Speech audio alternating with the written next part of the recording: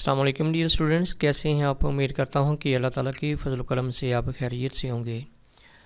Dear students, आज का हमारा जो सिलेक्टेड पेपर है वो एसोसिएट डिग्री पार्ट 2 की इंग्लिश जो है, जो कंपलसरी इंग्लिश है, इसका एनुअल 2021 का जो पेपर है वो हम अटैम्प्ट करने जा रहे हैं। तो ये पेपर हुआ है जी गिलगित, क्वेटा और स्कर्दू में। तो चलिए इसको जो है वो अटैम्प्ट करते हैं।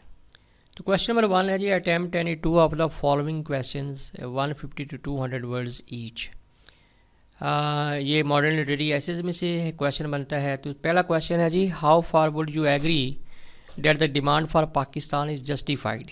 जस्टिफाइड का मतलब है कि ये डिमांड ओके है, यानी लियाकत अली ख़ान ने जो है वो किस तरह जो है वो रीज़न्स बयान की और किस तरह जो डिमांड फॉर पाकिस्तान है उसको जस्टिफाई किया इन कांसेस यूनिवर्सिटी स्पीच। तो दूसरा क्वेश्चन है जी, what lesson do we learn from the ashes Nagasaki. Nagasaki से हम क्या ऐसे जो है वो जो लेसन है वो सीखते हैं।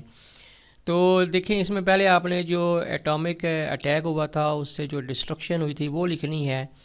तो मैसेज इसका क्या है? मैसेज यही है कि man should never use this atomic weapon in future, कि ये एटम आपने फ्यूचर में इस्तेमाल नहीं करना, ये बहुत ही मोहलक है। तीसरा है जी, how does Max Beerbohm differentiate between host and guest, यानी हॉस्ट एंड गेस्ट का जो फ़र्क है ये बयान करना है। उनकी जो नेचुरल इंस्टिंक्ट है, जो मेजर कैटेगरी है हॉस्ट की और गेस्ट की, वो आपने डिस्क्राइब करनी है। उसके बाद क्वेश्चन नंबर 2 है जी, attempt any two of the following question. ये नावल में से है और पहला है जी, write a note on old man dreams, यानी उसके ख्वाबों के ऊपर जो है वो बूढ़ा जब सो रहा होता है तो वो ख्वाब देखता है, और ख्वाब किसके देखता है? वो शेरों का ख्वाब देखता है। He dreams about lions, he dreams about Africa, African coast, he dreams about Manolin. ठीक है ना। तो ये सारा आपने जो है ना वो उसके ख्वाबों के बारे में लिखना है। दूसरा जी, describe the old man's encounter with the sharks, यानी उसकी जो लड़ाई हुई थी, इनकाउंटर हुई थी शार्क्स के साथ, वो लिखनी है, यानी फ़ाइट विद शार्क्स लिखना है। और तीसरा है जी, is the sea a living character in novel. ये बहुत इंपॉर्टेंट क्वेश्चन है, अक्सर ये आ जाता है कि discuss see as a character, यानी जिस तरह शार्क्स करेक्टर हैं, जिस तरह मैनोलिन करेक्टर है, जिस तरह सैंटियागो करेक्टर है, इस तरह हेमिंगवे ने सी को भी एक लिविंग करेक्टर के तौर पर पेश किया है। उसके बाद क्वेश्चन नंबर 3 है जी, ये एसेस के मुतालिक होता है। जो एसेस टॉपिक्स होते हैं, right an essay with the outline on any one of the following topics. 325 से लेकर 350 अल्फाज तक होना चाहिए। तो टॉपिक हैं जी, कंप्यूटर एजुकेशन। दूसरा है जी, इंपॉर्टेंस ऑफ कॉलेज लाइब्रेरी। तीसरा है जी, सेलिब्रेशन ऑफ फेस्टिवल्स। और चौथा है को एजुकेशन। और पांचवा है जी, ड्रग एडिक्शन। अच्छा, उसके बाद जो है वो करेक्शन, इसको हम सॉल्व करते हैं। तो पहला है जी, आई है पास द एग्ज़ामिनेशन लास्ट ईयर। देखें, लास्ट ईयर ये नियर पास्ट की बात है, नियर पास्ट। तो नियर पास्ट के लिए आपने पास इंडेफिनिट यूज़ करना है, तो हैव जो है इसको कट कर देना है। I pass the examination last year, अब ये सही हो गया है। दूसरा है जी, tell me the last news. तो news is never last, it is always latest, latest news. Tell me the latest news.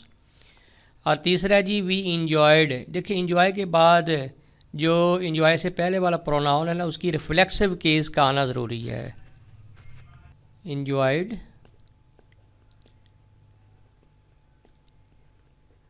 Are selves, we enjoyed ourselves, we enjoyed ourselves at the concert. Concert कहते हैं महफिल मौसीकी। और उसके बाद जी, we ही बिहेव्ड कवर्डली। ये कवर्डली जो है ये गलत है, ही, इसका सही मैं लिख रहा हूँ, he behaved like a coward, like a coward. तो अब ये फिक्रा जो है ना ये सही हो गया है। उसके बाद जी, he is man of words. वैसे तो अगर तर्जमा किया जाए तो ये भी कोई गलत नहीं है, he is a man of words. Man of words का मतलब होता है कि वो बड़ा एलोक्वेंट है, मतलब कि उसकी फसात व बलागत जो है ना वो बहुत ज़्यादा है, यानी वो लफ्ज़ों से खेलता है। तो ये भी सही है। लेकिन बेसिकली जो इसमें गलती जिसकी तरफ इशारा किया गया है वो ये है जो एग्ज़ामिनर भी चाहता है कि उसकी तरफ आप आएँ, वो है जी he is man of his words. तो यहाँ पे हिज़ लगा, हिज़ वर्ड्स। अच्छा, मैन ऑफ हिज़ वर्ड्स का मतलब होता है कि वो बड़ा पंक्चुअल है, बड़ा वादे का पाबंद है, ठीक है ना। तो मैन ऑफ वर्ड्स का मतलब होता है जो बड़ा फसाद व बलागत वाला हो, और मैन ऑफ हिज़ वर्ड्स का मतलब होता है जो वादे का बड़ा पक्का हो। तो यहाँ पे आपने हिज़ लगाना है। उसके बाद है जी नाइदर ही कम्स नार ही राइट्स। नाइदर ही कम्स नार ही, ये ही पहले लग गया ना, तो दोबारा यहाँ पे नहीं लगाना। नाइदर ही कम्स नार राइट्स, ही को कट कर दें तो ये आपका फिक्रा सही हो जाएगा। और उसके बाद है जी इट इज़ मोस्ट हॉट। देखिए मोस्ट हॉट तो होता ही नहीं है, वेरी आप लगाएं, very hot. It is very hot today, आज मौसम बहुत गर्म है। I have come here yesterday, ये नियर पास्ट है, यानी ऊपर वाला जो संडे है उससे मिलता जुलता है। I have come here yesterday, तो इसमें आपने हैव कट कर देना। आई केम, ठीक है ना, केम, कम की जगह केम कर ले। आई केम हेयर यस्टरडे, तो फिक्रा सही हो जाएगा। सेकंड लास्ट है जी ही लॉन्ग्स ऑफ द ईयर। अब लगता वैसे है जैसे यहाँ पे ऐसा लग रहा है कि उसका एक कान लंबा है, लेकिन ऐसा नहीं है। लॉन्ग जो बेसिकली यहाँ पे एज अ वर्ब यूज़ हुआ है, और ये जो सही है ये लॉन्ग फार होता है। इसलिए लगा है कि ये प्रेजेंट डेफिनेट है। तो लॉन्ग फार होता है मतलब कि तमन्ना करना, ख्वाहिश करना, ख्वाहिश करना। ही लॉन्ग्स फॉर द ईयर का मतलब है कि वो ख्वाहिश करता है कि लोग उसकी बात तवज्जो से सुने, यानी वो तवज्जो तलब करता है। ही लॉन्ग्स फॉर द ईयर का मतलब है कि वो तवज्जो तलब करता है। और लास्ट में है जी the both girls are toll.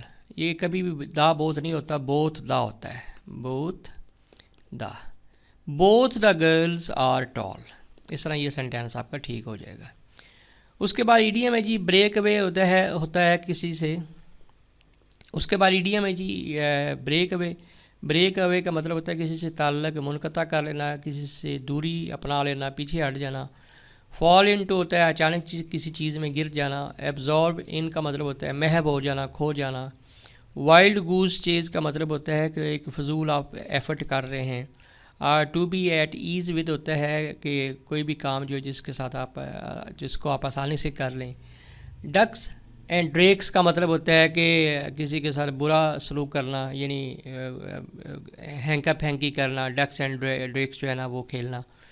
और एट होम विद का मतलब होता है माहिर होना। और एट वाइट हीट का मतलब होता है कि कोई भी काम जो है वो बड़े पैशन के साथ करना। इन ऑल इट्स बेरिंग का मतलब होता है कि फ्राम एवरी एंगल, हर जाविये से, हर लिहाज से। और उसके बाद you to hit below the belt का मतलब होता है किसी की तजलील करना। लास्ट क्वेश्चन है जी question number 6, write an application to the director of education for the post of a science teacher. यानी साइंस टीचर की पोस्ट के लिए आपने डायरेक्टर ऑफ एजुकेशन को एप्लीकेशन लिखनी है।